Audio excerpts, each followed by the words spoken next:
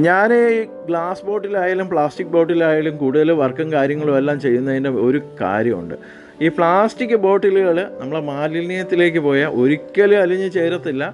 Recycling ആയിട്ട് വന്നു കഴിഞ്ഞാൽ എന്തൊക്കെയായി മാറുമെന്ന് നമുക്കൊരു ഐഡിയയും കാണില്ല. അപ്പോൾ ഓരോ ബോട്ടിലിന് ഓരോ നമ്പർ കൊടുത്തിട്ടുണ്ട്. അത് അടുത്ത സൈക്ലിങ് വരുമ്പോൾ ആ നമ്പർ കൊടുക്കണമെന്ന് നിർബന്ധമില്ല. അപ്പോൾ അതുകൊണ്ട് നമ്മളെ വീടുകളിൽ ഇതുപോലെയുള്ള കാര്യങ്ങളെല്ലാം ചെയ്യാൻ നിങ്ങൾക്ക് കഴിയുകയാണെന്നുണ്ടെങ്കിൽ കുറേ അധികം പരിസ്ഥിതി പ്രശ്നങ്ങളും കാര്യങ്ങളും നമുക്ക് കുറച്ച് കൊണ്ടുവരാൻ കഴിയും. കൂടാതെ നമ്മളെ പ്രകൃതിയോട് നമുക്ക് ഇണങ്ങി നല്ല ചെടികളും കാര്യങ്ങളും നട്ട് വളർത്തി കൊണ്ടുവരാനും കഴിയുന്നതാണ്. അപ്പോൾ നമ്മൾ ഈ ഒരു വീഡിയോയും കാര്യങ്ങളും കണ്ടിട്ട് ഒത്തിരി കൂട്ടുകാർ സബ്സ്ക്രൈബ് ചെയ്യുന്നുണ്ട്. ഇപ്പോൾ കുറച്ച് ദിവസമായിട്ട് അൺസബ്സ്ക്രൈബ് ചെയ്തിട്ട് പോകുന്ന കുറേ കൂട്ടുകാരെ കാണുന്നുണ്ട്. ദയവ് ചെയ്ത് നിങ്ങൾ അങ്ങനെ ചെയ്യരുത്. കാരണം ഞാൻ ഒരാൾ കൂട്ടിയാൽ കൂടത്തില്ല.